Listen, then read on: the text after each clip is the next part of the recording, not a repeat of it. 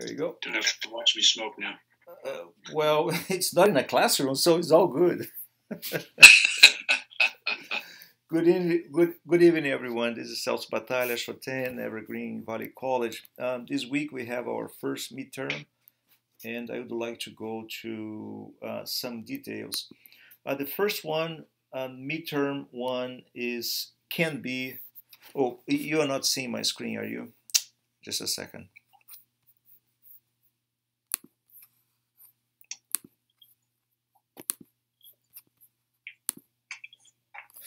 All right, so midterm number one, in fact, all midterms and final exam and also makeup, you can do online, but I will be available in the classroom SA 115 at the time of the exam. I think it's 4 o'clock. Yeah, 4 o'clock, 4 to 5, and I will be available there. You can come in and then do the exam with me, or you can do it at home. So to do at home, you must have a Chrome browser. If you don't have the Chrome, it's not going to work. So you gotta have a Chrome browser, and you have to have a camera too. Now there are a few issues, and I would type it and I send that in an announcement that you have to comply in order to have the exam accepted.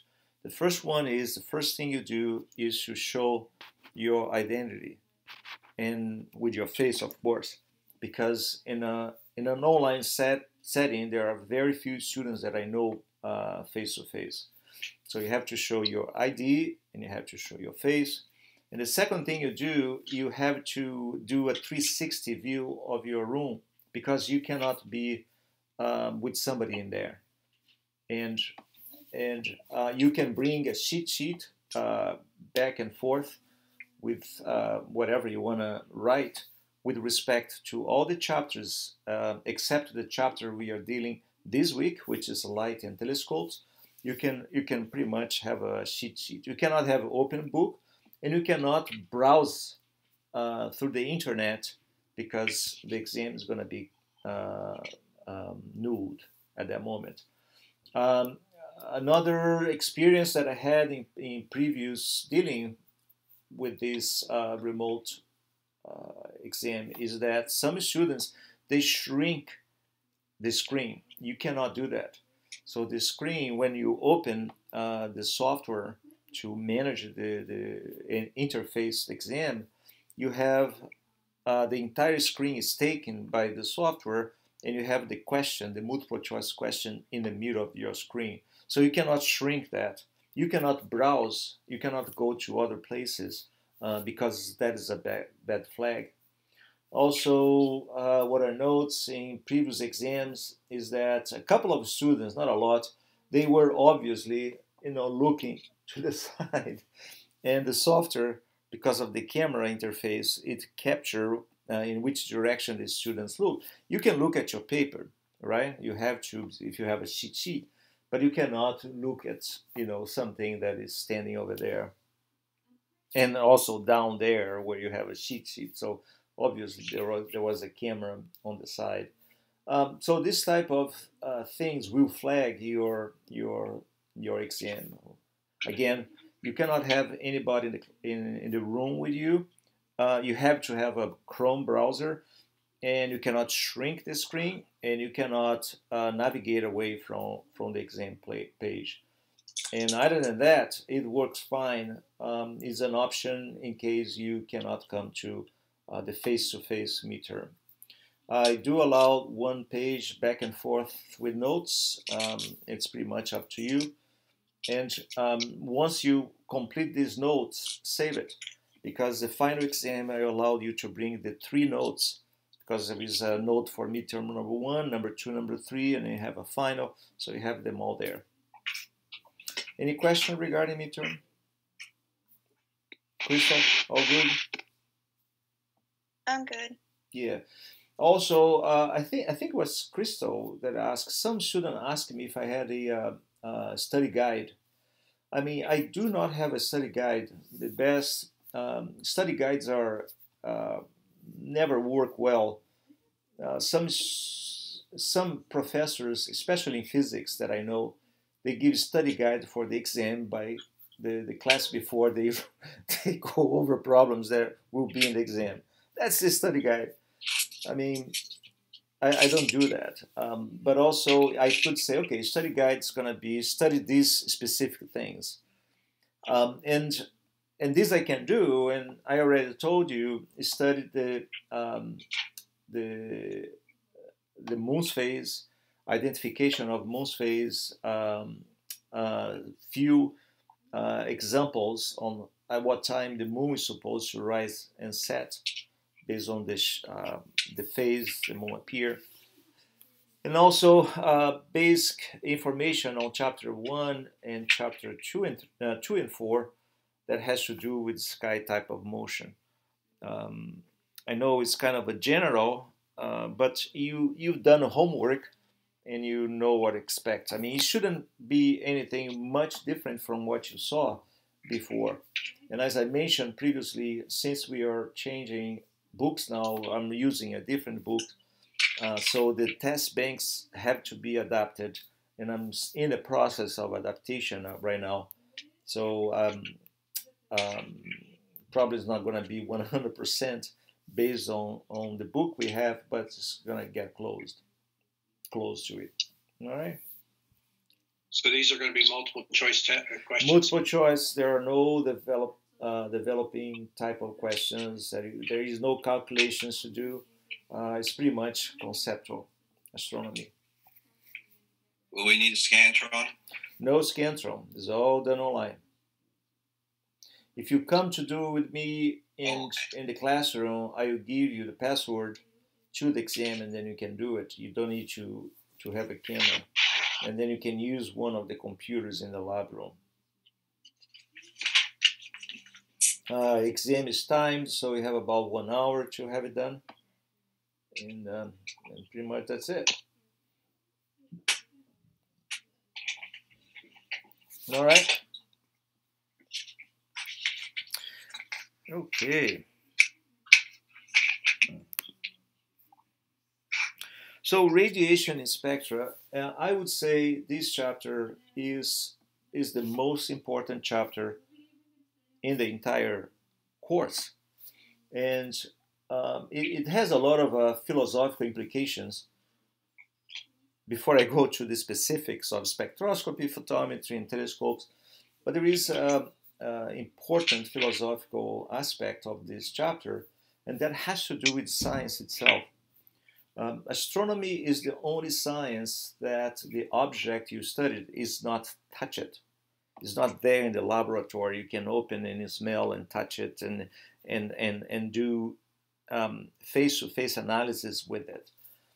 And to the point that, and this is possible because we have two tools, and those tools are spectroscopy and photometry, and I will talk about those two tools in a little bit.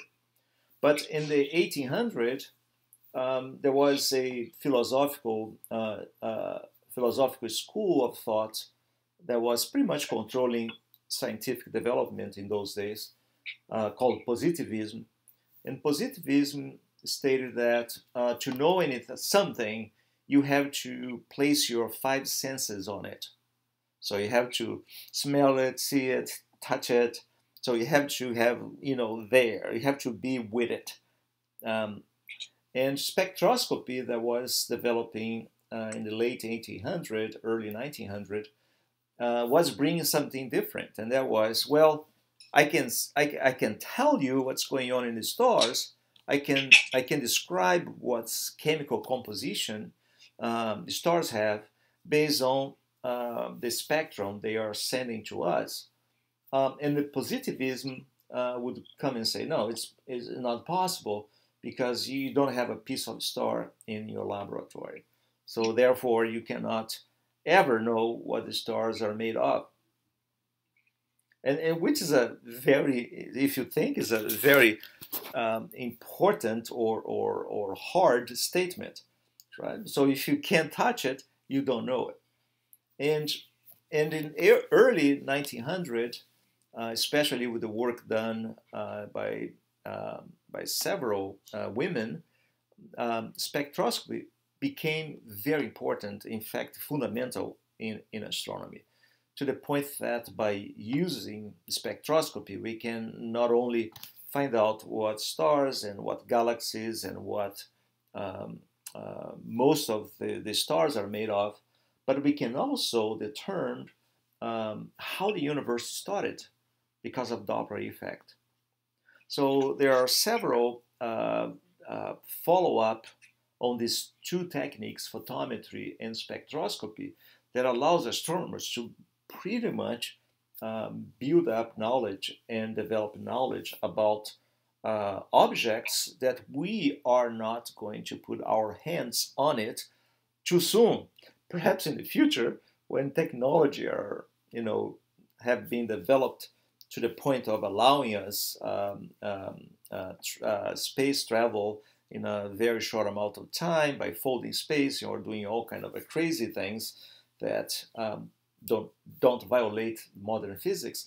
But as of now, how can we say so much about the universe, so much about cosmology, so much about the beginning of things without ever had a piece of a quasar, a piece of a galaxy, a piece of star in our laboratories? So the only star we have some content in our laboratories maybe is the sun, maybe some cosmic rays that came from supernovae, but other than that, how do we know it? And the answer to this question is because we know light. More than that, we know how light interact with matters, because we can see that in the laboratory. We can test the interaction of light with materials, and then we can see the effects of this interaction in very specific signature, and then we can apply this knowledge to infer properties in stars and galaxies and so on and so on and so on. So this chapter unveiled these techniques and kind of introduce what we understand light is nowadays, and how we can use the knowledge we have about light and interaction of light with matter here on Earth to infer properties of objects that are very far away. The main point is when light, for instance, is produced in the furnace of a star, and that light travels through the interstellar medium, as it goes, it will interact with the materials in the interstellar medium, and sometimes will interact with the stellar atmosphere as it passes through, or sometimes it will interact with the atmosphere of exoplanet, and then that light will eventually hit telescopes, and then we can collect that, we can open up, and students can interpret features that exist in specific line features, and then we can use that knowledge to infer properties of objects very quickly. So let's browse through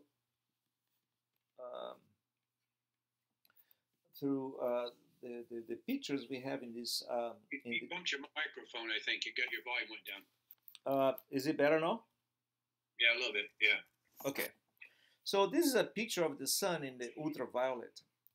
And that comes the first major bias that we are subject to. We see the universe with our eyes, basically.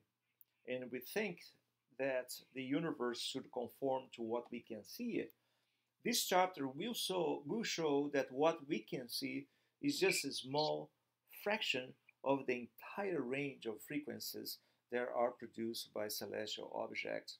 So the sun is not just the kind of a yellow or whitish disk of light we see in the sky, but if we could have a vision that could probe different frequencies, the sun would appear slightly different. Another example, we don't have radio eyes. Our eyes pretty much are detectors. They are very efficient in the optical range, in a specific frequency of the optical range. But let's say we had radio eyes. If we had radio eyes, maybe stars wouldn't be the dominant feature in the night sky. Maybe extended sources of radiation would be the main feature in the night sky. Instead of having stars as controllers of our night sky, perhaps extended regions where stars would be formed, or nuclei of galaxies pretty much active. Those maybe would be the main source of radiation we would be pretty much exposed to. And these pictures show that you have a picture of the sun in the ultraviolet, and it's not the normal picture we are used to see of our sun. So Maxwell, in the 1800s, James Maxwell, he was able to unify different aspects of electricity and magnetism in a coherent mathematical framework, explaining that electromagnetic radiation is in fact a combination of these two effects, electricity and magnetism. So when you have a particle that happens to be vibrating or oscillating, this particle not only creates electric field, but also creates magnetic field, and this oscillation generates waves that propagate through the space. And what is more impressive is that this wave, contrary to all other waves we know of, can travel through space without the need of a medium, of a material to go through. Like seismic waves require either water or rocky to go through. The picture here is showing transverse water waves that require water to propagate. So think about waves as being energy that require certain material to go through. Light does not require that material. And that was the first statement that came out of this unification provided by Maxwell in his equations. Now, light, we can see light. In fact, in most of astronomical applications, the classical approach to light as being a wave-like phenomenon, it works quite well.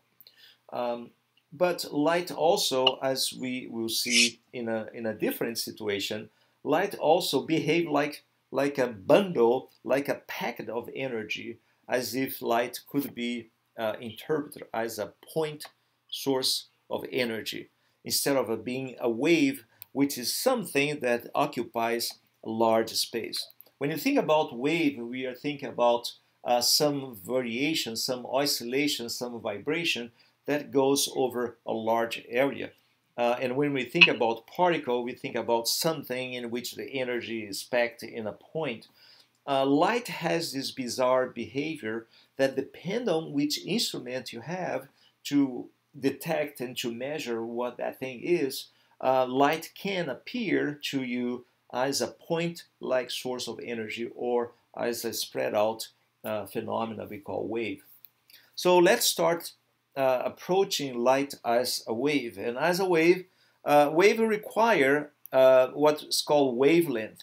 So wavelength is the separation between crests or equal or points in a wave front that happen to share the same property. You see the wavelength here repeats itself on and on and on. So it could be the difference between, or the distance between the top or the crest of this wave, or the distance between the trough of these waves.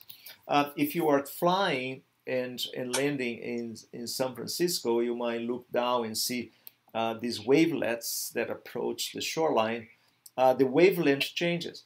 So when it's kind of far away, the wavelength has different size, and as it gets closer to the shore, it packs up, and the wavelength diminish, kind of shorten a little bit. So wavelength is the distance between two equal points. Now, this is extremely important. It's one of the aspects of light that indicates light behave like a wave. Is the so-called inverse square law. So what is the inverse square law? Inverse square law tells us that if you have a source of energy, the energy you're going to detect of that source, it will fall with the square of the distance. So in another way of explaining, so you have in the picture a center, let me get a marker here. In the picture you have a star that has certain amount of energies and we call that energy luminosity.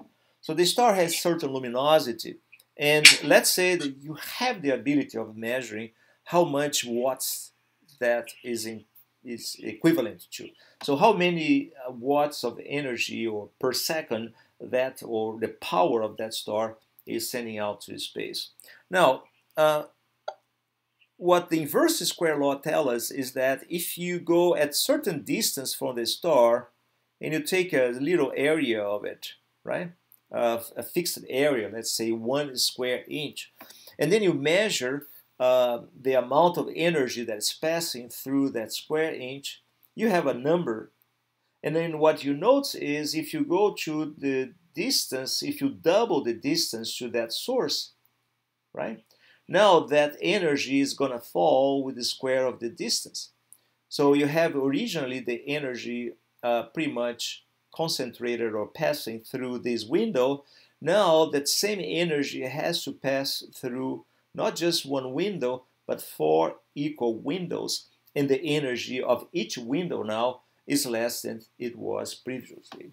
So you can prove that the brightness or the energy each window detects is equal to the amount of energy we call luminosity that comes out of the central star divided by a constant, don't worry about this number, 4 pi, and d is the distance to the source square.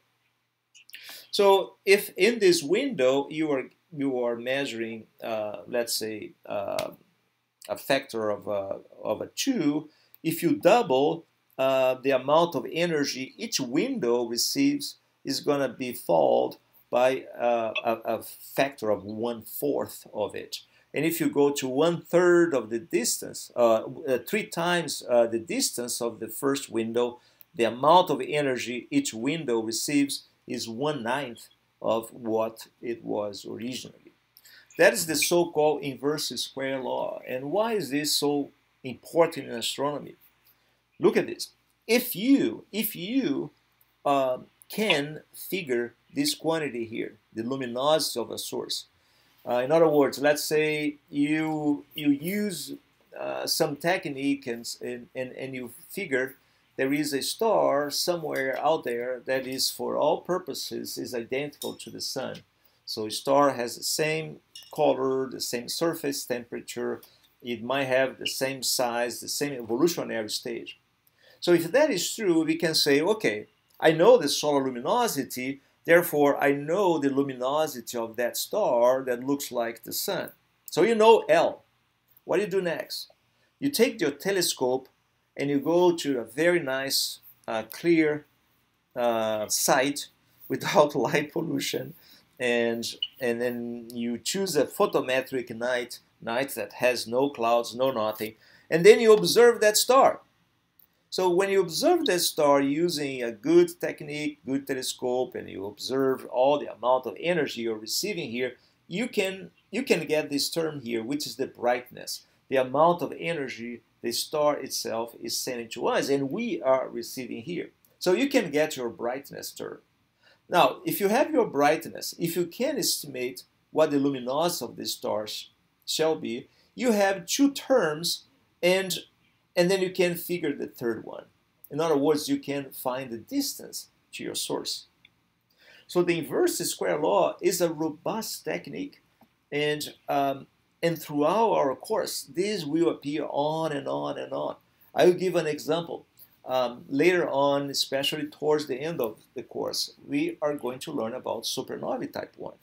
So supernovae type 1 are white dwarfs that explode, and the entire energy of the stellar mass is converted into light, right? So we know the amount of energy coming out of a supernova type 1 explosion, and that is equivalent to 1.4, and you guys are going to learn that, times the mass of our sun. So this mass here, if you multiply by the square of the speed of light square, you have the energy involved in that explosion. We have luminosity. So if your astronomers can find some supernovae type 1 anywhere in the universe. They can, by observing this explosion with telescopes, they can determine the brightness of that star. And because the luminosity is well known, they can figure the distance. And by using this simple feature of light, they can infer distance in the order of billions of light years.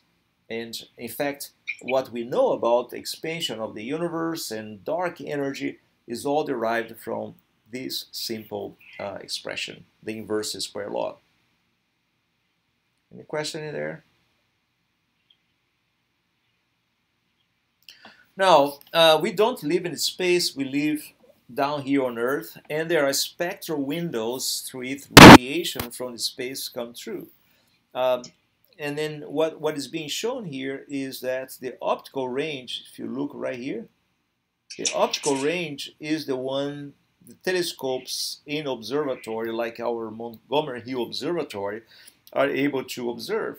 So this range here allows radio astronomy to exist down here on Earth. But for instance, this window here, radiation does not go through. So if you want to find, if you have some science that require observations in this particular wavelength, you got to go to space. Same thing here. So X-rays, gamma rays, and ultraviolet astronomy require space technology. You cannot observe those things down from optical observatories because the radiation will not pass through the atmosphere, which is good. Imagine if we were being bathed by gamma rays and X-rays and UV, we wouldn't be here, right? So this radiation would pretty much destroy macromolecules and life wouldn't exist as we know. Now, black body radiation is a point in this chapter that is always confusing and the students usually have a hard time to understand. So what a black body radiation is. So black body radiation is the spectral distribution, is the light that comes from an object that absorbs radiation at all possible wavelengths and emit radiation at all possible wavelengths and do not reflect light. This is a very important part. A true black body object will not reflect light, like mirrors, like my shirt, like probably the environment I am and the environment you are. So if you look around, you can see a bunch of colors. Those colors are not colors from a black body object. Those colors are the result of reflected frequencies that are being rejected by the surface of objects that are interacting with the light itself. We see leaves as green leaves because leaves absorb most of the radiation except the green color band, which is rejected, and then we see that as a green. Black body is a different thing, and I would like to show an animation here that might explain this a little bit better, and that is in our Astro Universal, the NAAP modules. So if you go to NAAP applets, there you go. And then you go to class action. And then you have a lot of resources there. They are very cool.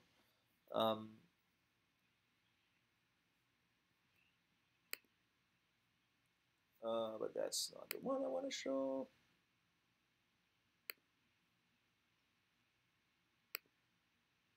No, it's not interactive. Oh, there you go. Is that the one? No. Simulations. Yeah, class action, go to simulations. There you go. So there are specific simulations. Some of them are pretty cool for coordinates. And in fact, our book has some of them linked to our book. Lunar cycles are good, Renaissance astronomy. And I would like to show this one over here.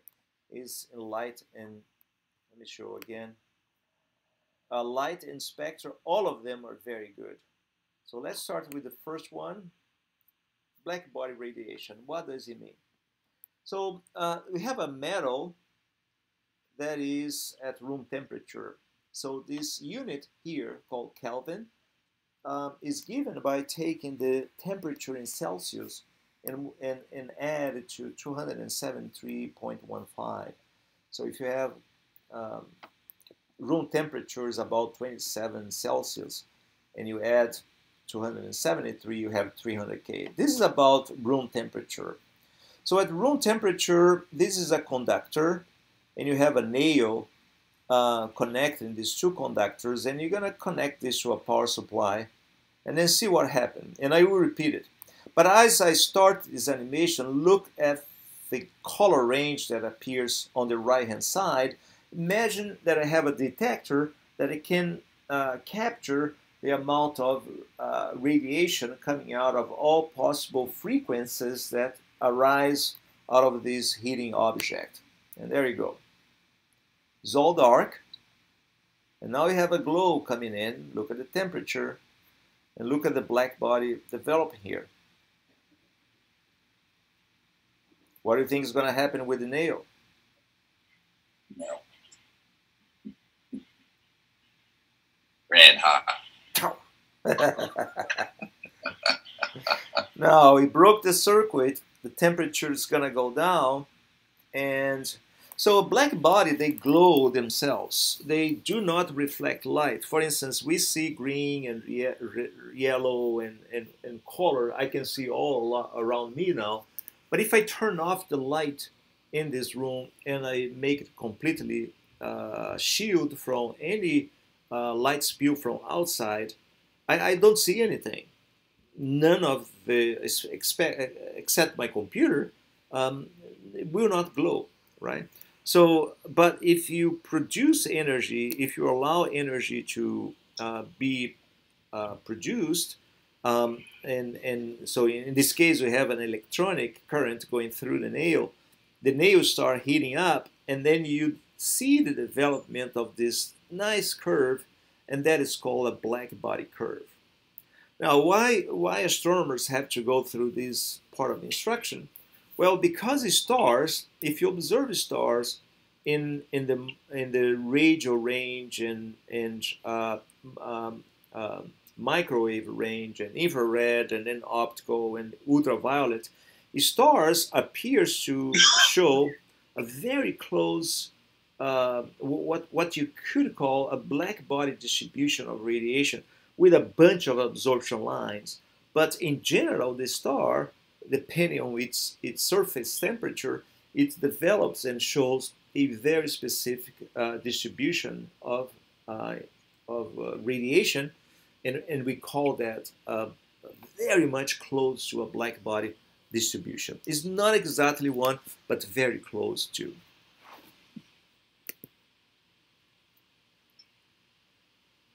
So let's go back to here. So what we see here is this different black body distribution. So if you look at the temperature here is about, I can't even read it, 3,000 Kelvin. 3,000 Kelvin is the equivalent temperature of a cool star. M star, we call M star, is a very cool star, 3,000 Kelvin. And then what you can see is that the peak, the top intensity of the star does not match the top intensity of a star that is 6,000 Kelvin, like our sun. Our sun is pretty much close to 6,000 Kelvin, the peak intensity of a star like our sun. So which means an M star, as far as energy is concerned, produce much less energy than our sun, first of all. Second, the peak intensity is falling in the infrared range, whereas our sun at 6,000 Kelvin, the peak intensity is falling right in the middle of this rainbow here, which symbolizes the optical range.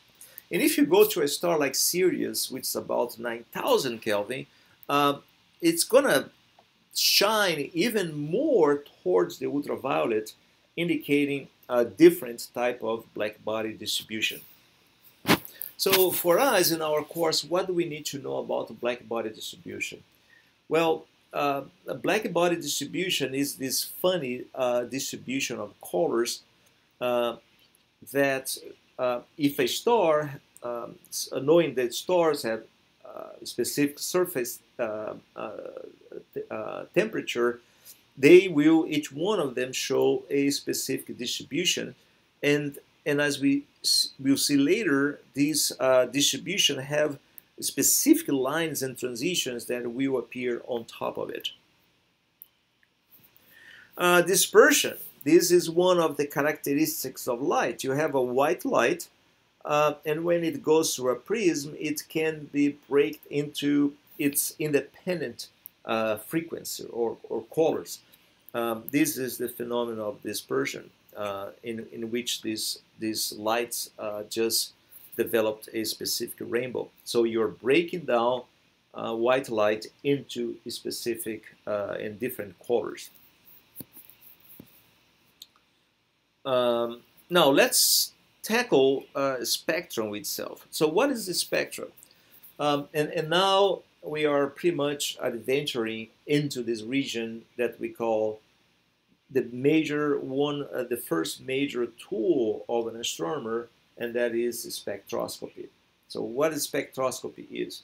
Spectroscopy is a technique by which we take the light of the incoming light of celestial objects, and we spread this light into its different distinct compositions, distinct frequencies. We create a rainbow of it, either using a prism or using a grating, but we do create this spread.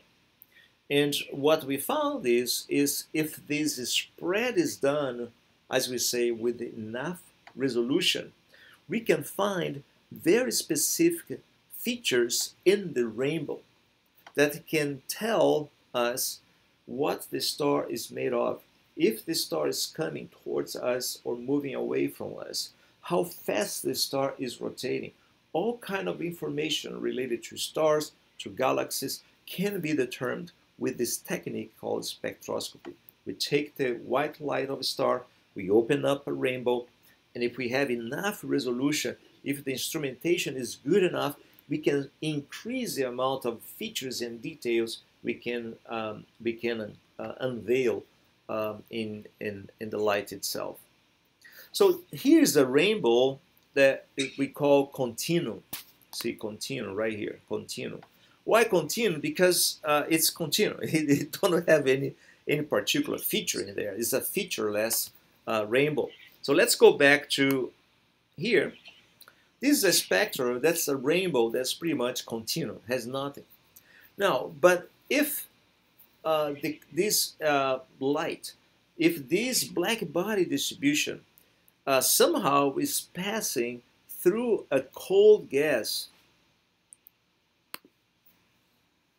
and that's cold gas of a G star that has hydrogen, that has maybe some metals, maybe some molecules. If it's cool enough, it might not have helium, not so much because it's cold, the G star is cold, not so much helium, but you should be able to see these features here.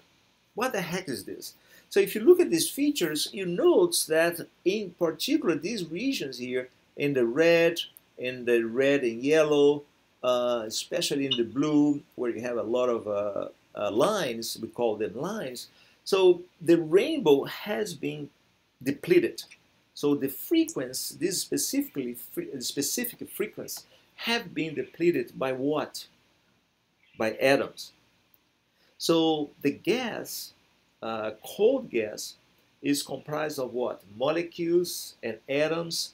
These atoms have electrons, and these electrons and the atom itself, or the molecule, absorb radiation from the spectrum, from the continuum, at very specific regions, at very specific transitions. And for instance, hydrogen hydrogen always will absorb here, here, here, and there, no matter which star you are considering. So if you go to a star, these lines are even more intense. Look at that. And when you go to an O star, these lines become not so intense and they disappear.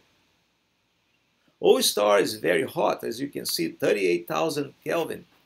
If you go to an M star, now the hydrogen line doesn't appear too much. Why? Because the atmosphere is not energetic enough to excite and to produce these specific lines. So let me show you helium. Helium is a gas that requires, and let's take the hydrogen away. So helium is a line, is a transition, is a gas that requires lots of energy to be excited. So you can't find helium lines in an M star, in a K star, but you might start finding them in a B star or O star. Now you can see the helium lines there. So basically, in metals, not so much in a hot star, but metals, especially the ionized, are very much present in a KG star. In fact, this spectrum here is the spectrum of, it's a low resolution. You don't have a lot of information. You can barely see other transitions, but if you have a high resolution spectrum, you find millions, literally millions of transitions, each one from a specific atom or molecule, a specific transition that you can find in the manuals, and it requires certain amount of excitation, certain temperature, certain density, and now it comes the physicists that tell us what sort of laws should we apply to infer the properties of stars that produce those types of transitions, basically. Okay, and that is the detective work that astronomers do. We observe this type of things, and then we go and knock on the door of the physicists, and then we try to figure what are the gas conditions required to form this type of lines.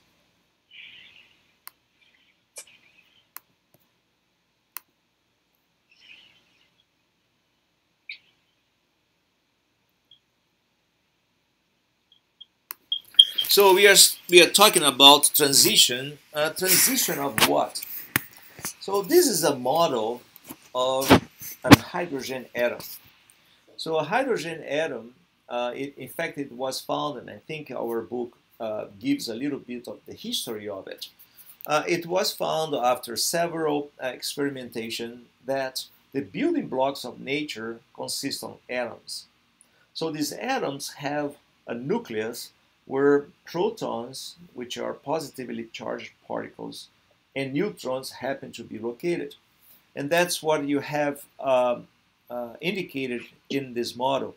You have a nucleus with a proton in red, and you have an electron that orbits the nucleus. In fact, the modern approach to atoms are that electrons are pretty much in clouds in orbitals, and the most we can say is about the probability of finding electrons in these particular orbitals.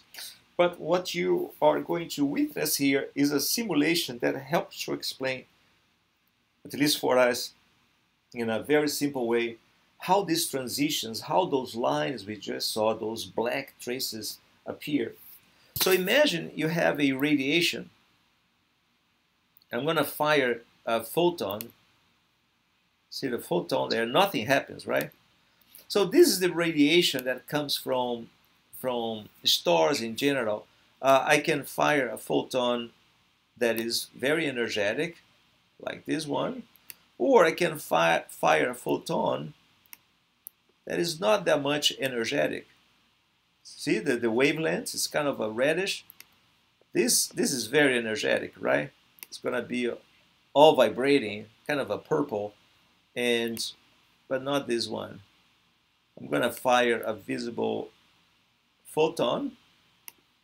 That's going to pass and nothing's going to happen. So the atoms basically ignore radiation of all possible frequencies, except frequencies that are equivalent to force a transition from the electron, transition of the electron from its ground state, we call ground state, to one of these orbitals that are here indicated by these circles. It's not exactly circles, but you got the sense of it. And for that, I'm going to slide exactly to Lyman alpha.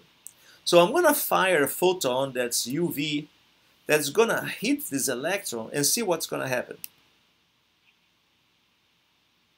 So the electron went to an excited state and fell back. See that? Well, I'm going to do it again.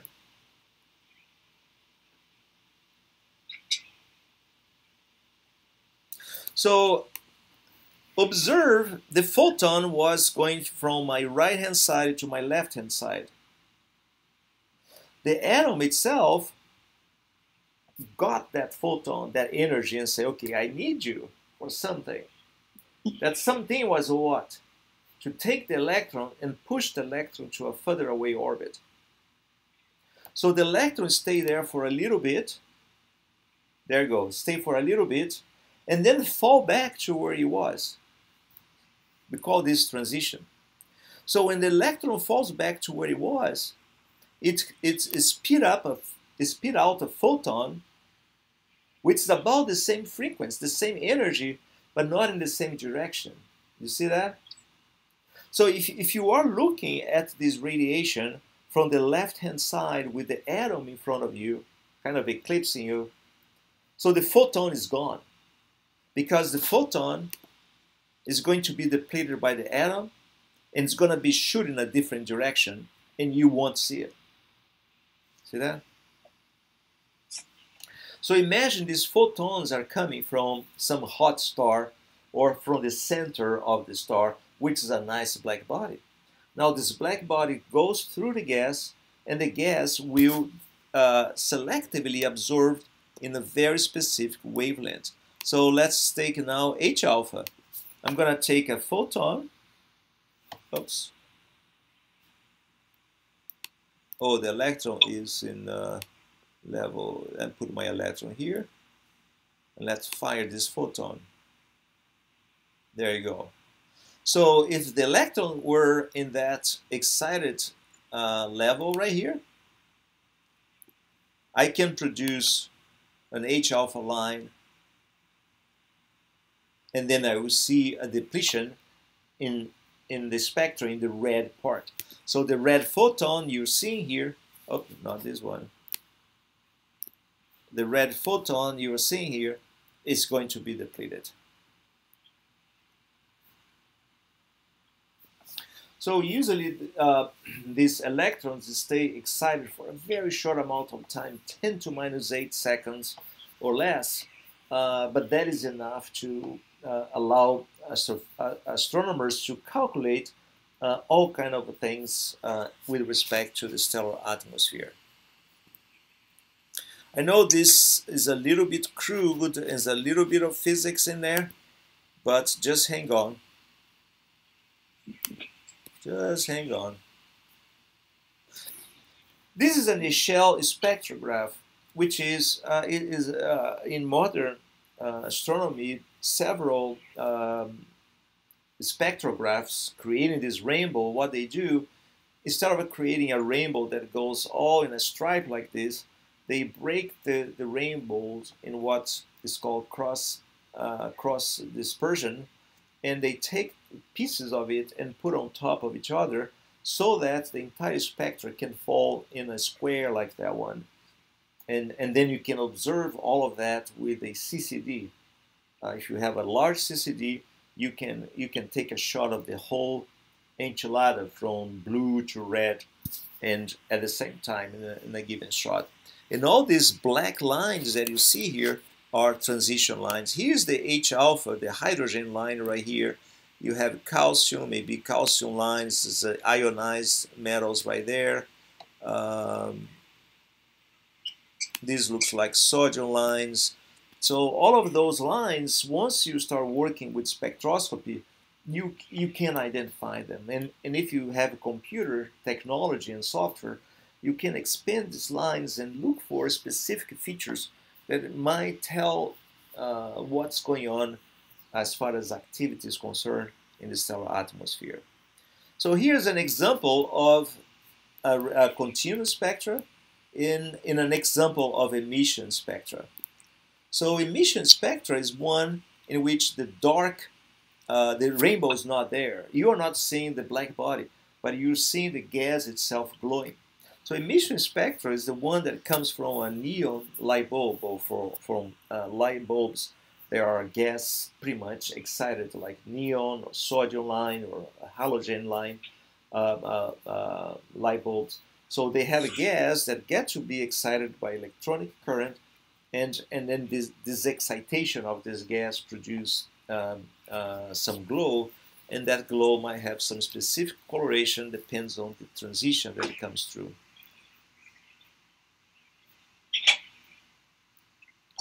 So this is the part of the chapter that deals with the model for atoms. In the case, here's the model of hydrogen that consists of a proton and an electron. It's not a good way to visualize because according to modern physics, we cannot localize the electron as a dot in a circle going around the nucleus, but at least it helps us to understand better what's going on. This is a model of a helium atom with 2 protons, 2 neutrons, and 2 electrons in orbitals, and so on, so on, so on. And those are the transitions that I show in the animation. And again, as you study this chapter, you can go through those animations that I showed before, and then you can try to redo those. Those are the different transitions that come through. But there is another animation in that same site. Let's see if I can bring here.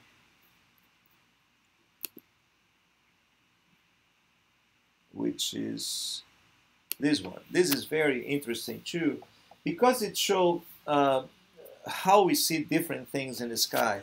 So let's say this object here, in fact, is a nebula.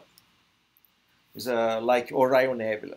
So, and this is a star that is producing a continuous spectra. So if you take your detector and then you point at the star, how can I do that? Wait a second. Do I have a button? That's the spectrometer. Oh, there you go. Yeah.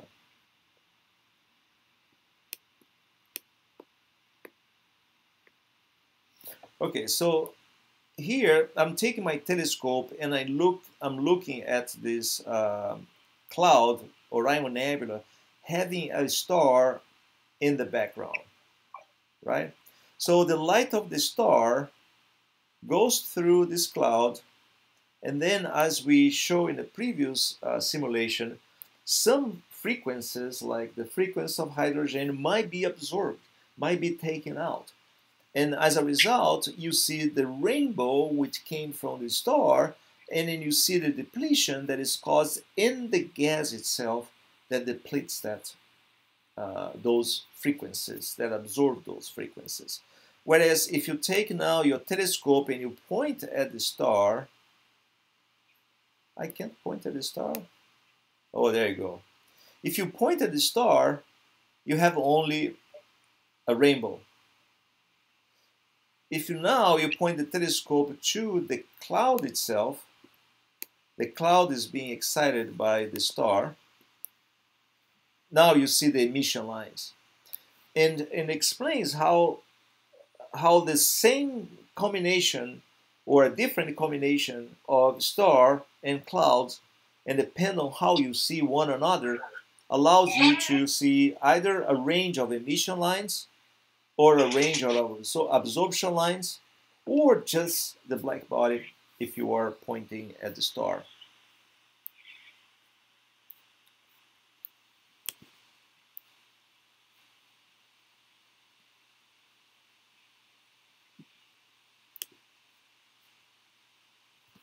And that's what you have. This is called Kirchhoff laws. So you have a black body, or you have a star, and you look at the star directly, and then you see primarily a black body. But if in between the star and you observer there is a cloud of gas or cold gas, you are going more likely to detect a bunch of absorption lines. Or if you look straight at the cloud itself, blocking the star from view, you have a series of emission lines. Okay, so which means that energy, when the electrons went down to or back to its ground state we saw in the simulation, and the electron shoot out one photon, that photon goes everywhere, and if you look towards the cloud, you might pick some of it. So basically, that's what Kirchhoff law is telling us. Applications of transitions of lines or spectroscopy, as I mentioned, abundances. There is one application that has a major use in astronomy and Doppler effect, and I have something for you in Doppler effect here, if I can find them.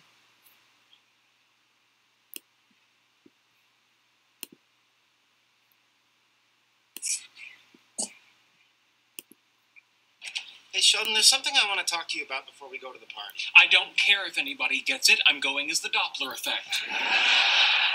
No, it's not. If I have to, I can demonstrate.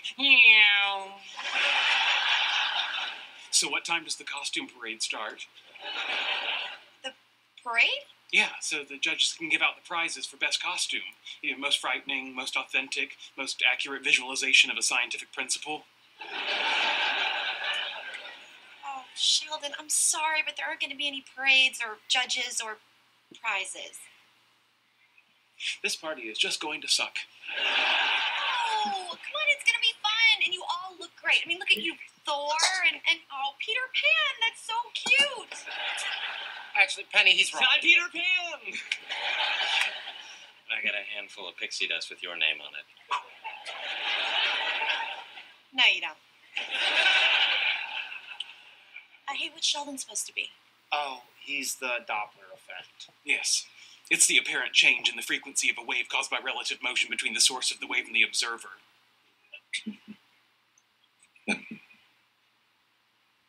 It's the apparent change in the frequency of a wave caused by relative motion between the source of the wave and the observer.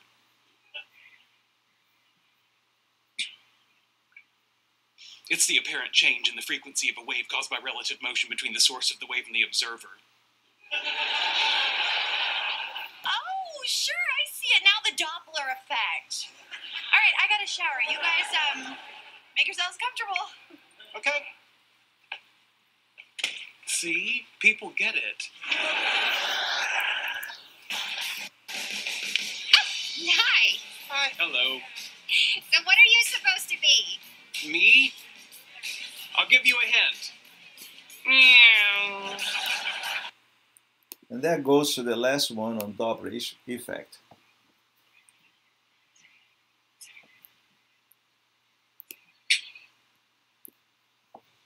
So let's put a rate in frequency. So you have a source, and the source is emitting this frequency. Now, this frequency, or this wavelength as we measure here, is going to be the same always. But here's an observer detecting this source. The observer is not moving, so nothing happens. If the observer moves towards the source, look at the wavelength. It diminishes. The wavelength diminishes, the frequency increases. Now let's make the observer moving away. The wavelength increases, the frequency decreases. So in other words, when you move towards the source, or the source moves towards you, as now, so the observer detects an increasing frequency. and we call that blue shift. So you have a blue shift of your observed frequency. Whereas, put it right here. Let's make it stable now. Now the observer is going to move towards the source, blue shift, and as it passes the source, you detect a red shift. That's what Sheldon was trying to do with it. Meow. So when the source approaches the observer, certainly the intensity increases because you can hear better. But the main point is the pitch, the frequency in which you detect the source changes. So as the source approaches you, if you think about sound waves, the pitch goes to one of high frequency, and then it passes to a low frequency when you are moving apart, moving away from the source. So Doppler effect give us tickets.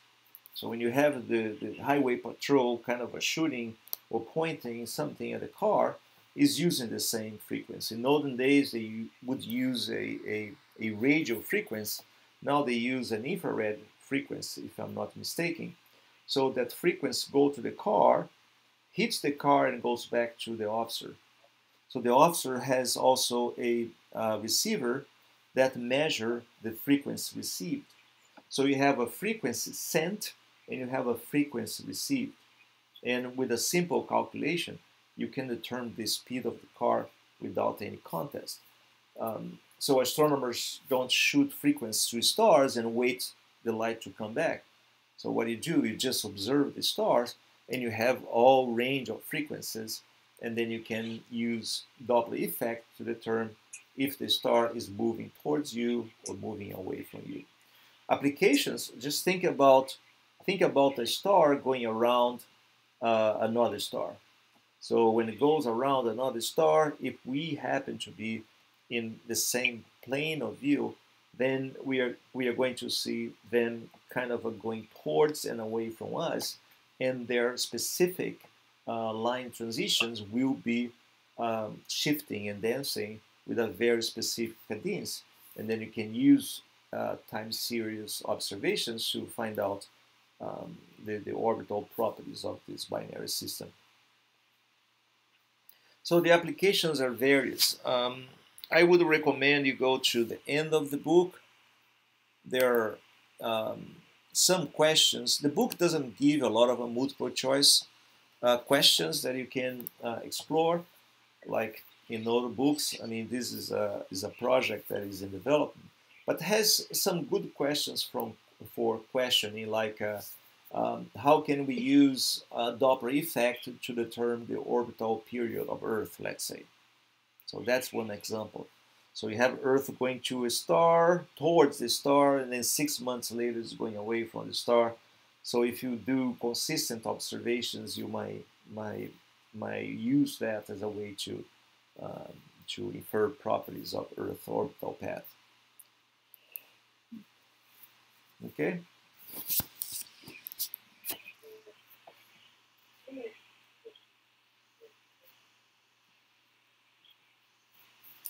That's it.